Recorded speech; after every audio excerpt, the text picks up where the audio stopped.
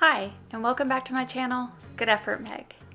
Today, I thought it would be fun to share with y'all how I got into sewing and share with y'all some of the tools that I use to get started, as well as some of the tools that I upgraded to when I found that I really enjoyed sewing.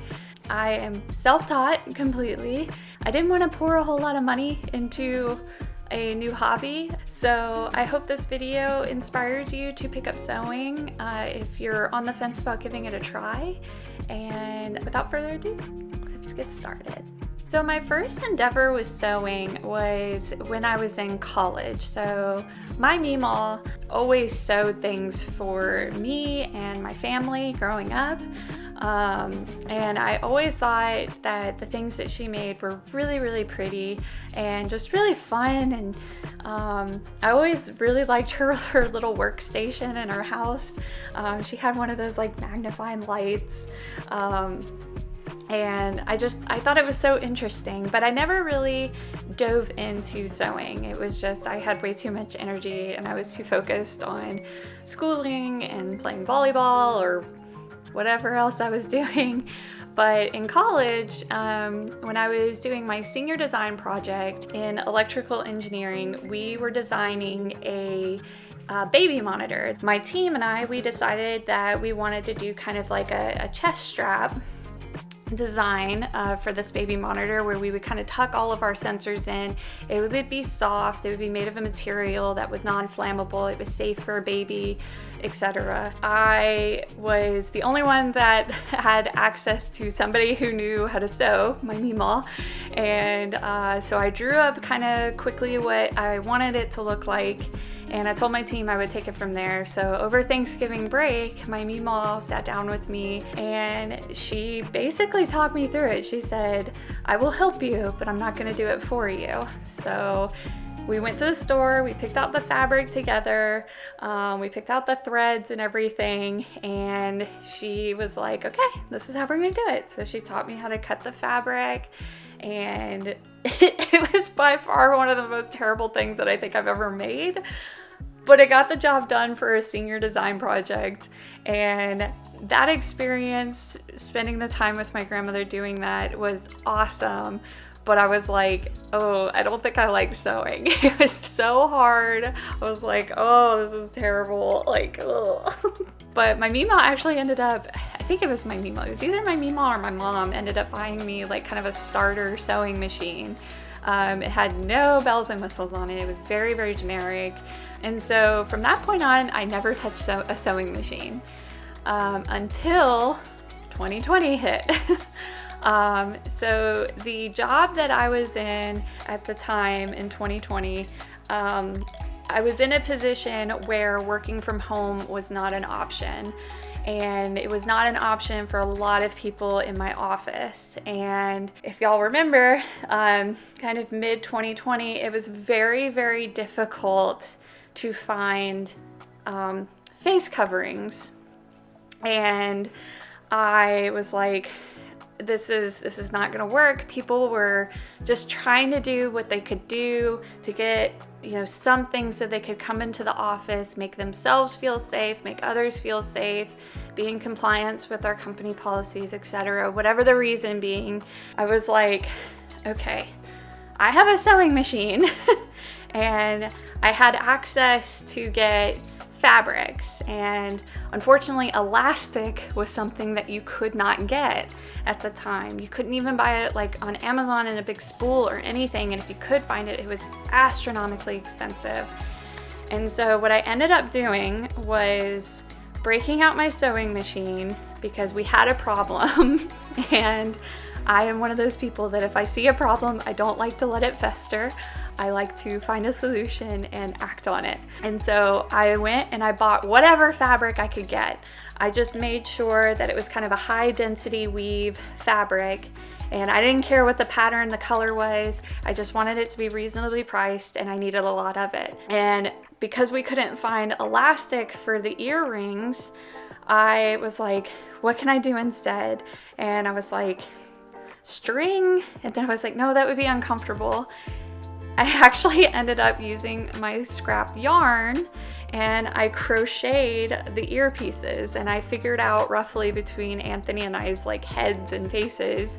I have kind of a smaller face, he has a bigger face, and so I was able to come up with a couple different sizes, and watching tutorials online, I took the fabric that I found and I crocheted a ton of little earpieces, and I got to work. My little sewing machine from college, I broke it out, and I think I made over 200 face masks for myself and coworkers and anyone else that needed it. I didn't charge any money for it. I did it just because there was a need and we had a problem and I wanted to help. I wanted to do my part. That really reinvigorated like this desire to create.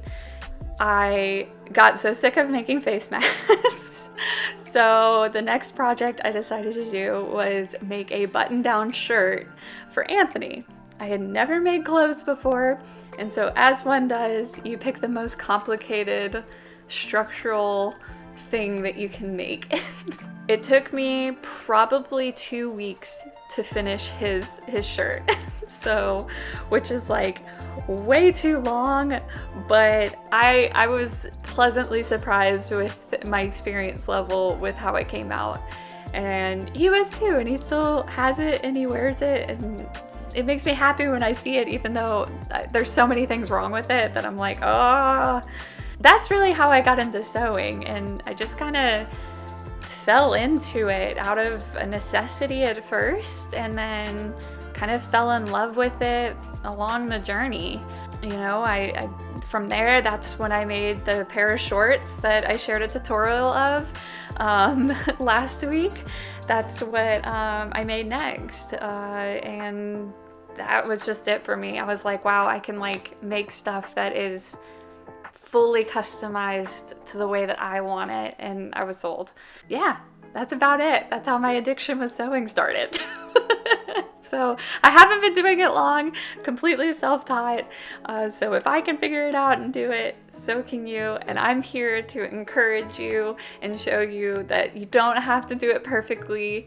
But if you're happy with it, that's what matters. And you're learning new skills that you never thought you would learn doing these things. Now I guess I'll get into some of the items that I started with, because I did not start with the equipment that I have now. I've upgraded very slowly over the years, and I've invested in things. I will have like a little bit of a disclaimer that I'll leave a link to the products that I can, but a lot of the stuff that I've received have been hand-me-downs from either my grandmother or gifts from my grandmother or my mother. I would recommend for any of this stuff to always check secondhand stores first where you can. So, because hobbies can be expensive. I will start off with sewing machines. The sewing machine that I first started off with, and it's the one that I mentioned earlier that I can't remember if my Memaw or my mother got it for me, is this bad boy right here. So this guy has no special thread cutter. It only has 17 stitch types on it. It can do a back stitch, and that's really it. But that's kind of all you need to get started. I love this sewing machine. It is a truck, let me tell you. That sewing machine right there is the one that I sewed every single face mask with. It went through multiple layers of fabric without a problem, and it's tried and true. The machine that I currently work on, Anthony actually got me as a wedding present, and of course it's Star Wars themed, but it also doubles as an embroidery machine. So I was really interested in trying my hand at machine embroidery as well. I love my sewing machine. So my sewing machine has an automatic thread cutter. It has an automatic threader, and it also has an automatic bobbin threader, and it has variable speed control, which is super nice as well. So essentially what that means is I could set it on the slowest setting, and I can press my presser foot down as hard as I want to, and it's not gonna go any faster than I told it to. And that's really, really nice. It has a ton of different stitch types. But if you are getting started, just really make sure you have a zigzag stitch, a straight stitch, maybe a buttonhole stitch. But beyond that, you don't really need much else. But I love this machine. So if you're in the market for an affordable sewing machine with a lot of features, I would recommend this one personally. I've been very happy with it. So the next thing you're gonna wanna look at is potentially a serger. And a serger is kind of dual purpose, and I'm still learning a lot about what I can do with the serger. But from my understanding, the main thing a serger is gonna be used for is finishing raw edges. And I did not get my serger until, I don't know, maybe a couple months ago. I haven't had it long. And I got it from my grandmother, my Memaw. She passed it down to me. I had to take it in and get it oiled and repaired and updated. But she still has like all the original receipts and books from when she bought this. And so I have all of those books, and it's just really fun. And this thing is all metal, so it weighs a ton, but it goes, and I'm very, very happy with it. I don't think you can actually buy this serger anymore, so I don't think I'll have a link to this one. But I would say a serger definitely has taken my sewing kind of to the next level, especially if you like working with fabrics that tend to like fray at the edges. A serger is going to be really, really nice to have. Now, if you're not ready to invest in a serger, and again, it took me many years to get to the point where I was like, okay, maybe I want to look into getting a serger. You can always get pinking shears, which is just like a type of scissors that like cuts in like little zigzag triangles. And that can prevent your fabric from kind of coming apart. Yeah, I think I've seen a couple of sergers like in secondhand stores too, so be on the lookout for those. So if you're just starting out with sewing, another thing that can really cut down on costs is getting a printer or having access to a printer, so that way you don't have to buy patterns. There are a ton of free patterns on the internet. Like a ton. So if you're willing to just sit down, print out your pieces of paper, tape them all together and cut them out, oh my gosh, like it doesn't get much better than that. It's definitely a bit of a time sink, but if you're just learning and you don't want to pour the money into it, this is a great way to get started. The sewing tutorials for the t-shirt and the shorts that I've put on my channel, those are both free patterns. They were the two that I started with. You know, I really just wanted to learn the basics. I wanted to get good at the basics before I moved on to something complicated. Starting with free patterns to master the basics first is really going to boost your confidence, and it's going to teach you some really important skills, and you won't get overwhelmed as easily. I would say another thing that would be worth investing in is a very, very good pair of fabric scissors. Finding a good pair of scissors that feel comfortable in your hands and you only use for fabric is so important.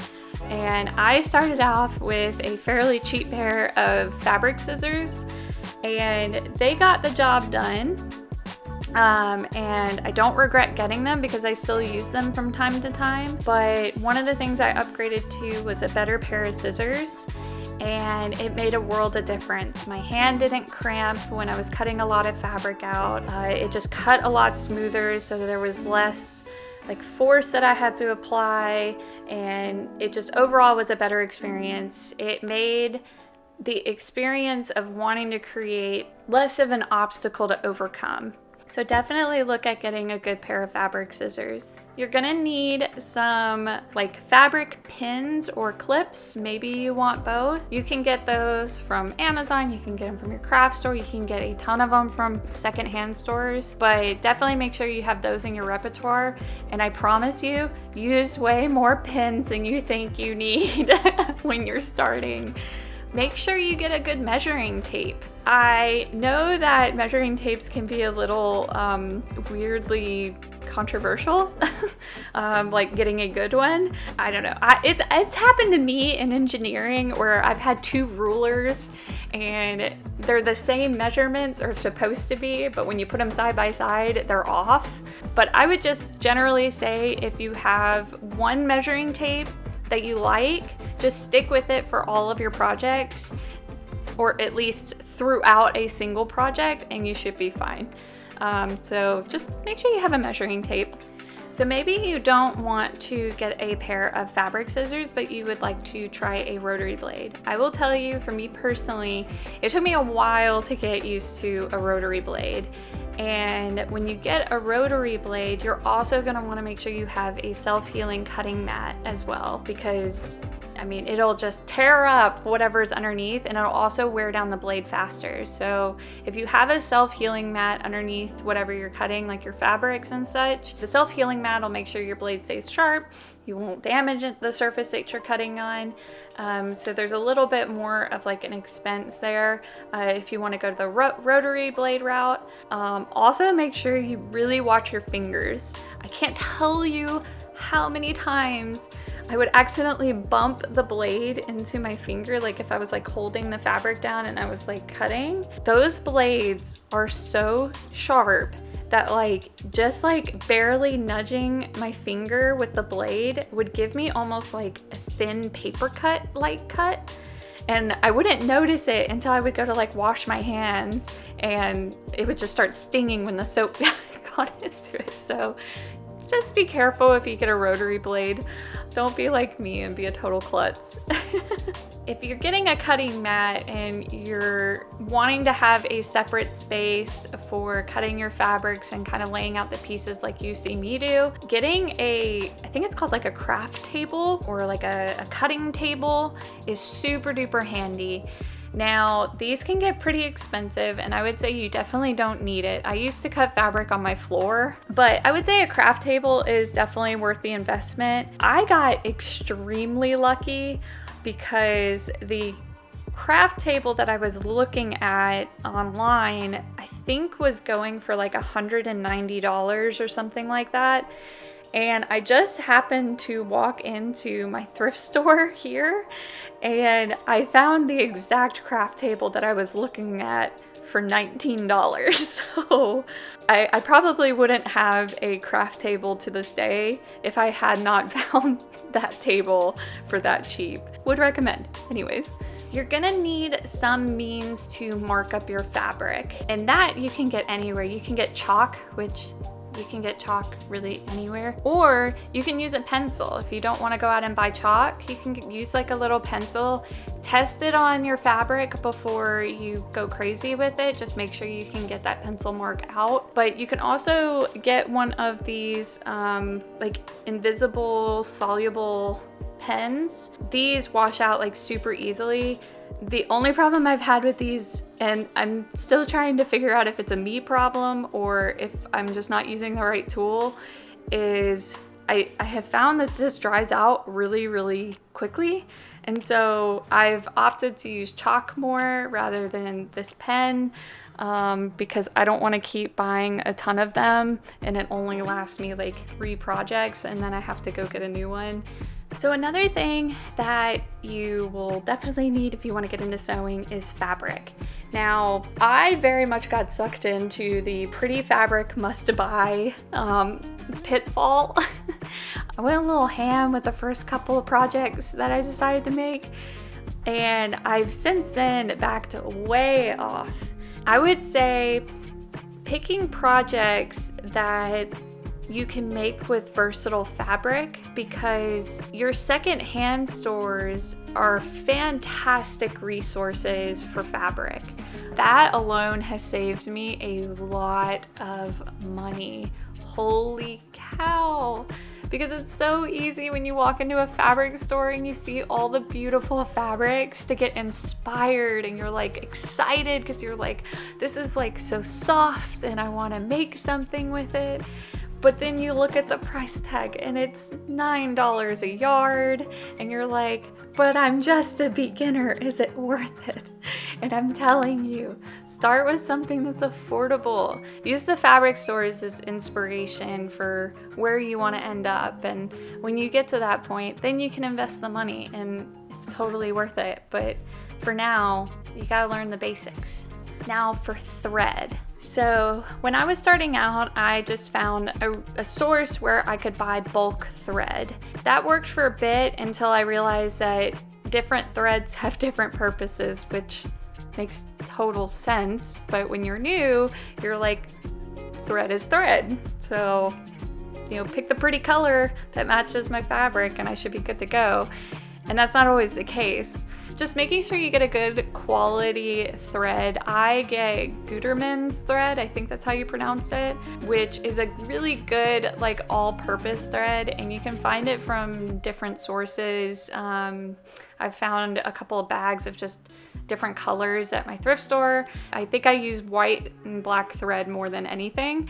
So that's what I would start with. And then definitely hooking yourself up with, if you want to start sewing with really colorful threads, is getting a set of colorful spools, but they're tiny.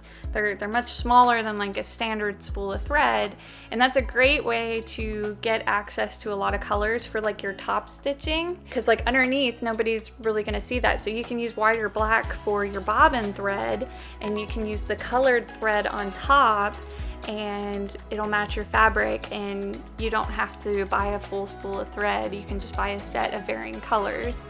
So the last thing that I will say that definitely helped me in my sewing journey was sewing books. And a lot of my sewing books were passed down to me, mainly from my mom, but also from my grandmother. And I'm very much a diagram person. I want to see a diagram and I want to study it, and then I want to execute it. So when my mom passed me down these books, and I kind of dove in, I really absorbed a lot of content that way, and it teaches a lot of good skills that I think are potentially taken for granted online, which is okay. This format is just completely different, but books are a really great resource. And so if you can, check these books out at your local library. If you don't have a library, there are resources available online, and you can always find like blogs or things like that, but don't shy away from the reading aspect of learning a new hobby. There's just a lot more detail that can go into that than, a quick 20-30 minute video. Well, I hope this video was helpful for you if you're planning on taking the dive into sewing. Maybe sewing is something that has always been intimidating to you, like it was to me at first. But I encourage, if it's something you're interested in, if you see people online making things that you're like, wow, I could never do that, you can do it. And you can do it without spending a ton of money. And that's what I want to show you, is you can learn these skills. You can do it. Just take the leap of faith. And it's such a wonderful feeling to be able to create something out of raw materials and be able to share it with people, or maybe just enjoy it for yourself. But that sense of accomplishment and that skill, nobody can take from you. And so I encourage you to give it a try, and I hope this video was helpful for you and inspiring you that you can do it when you have zero experience in it, and you could fall in love with it, or you could just learn a new skill. But I hope you guys have a wonderful day or evening wherever y'all are, and I will see you guys in the next video.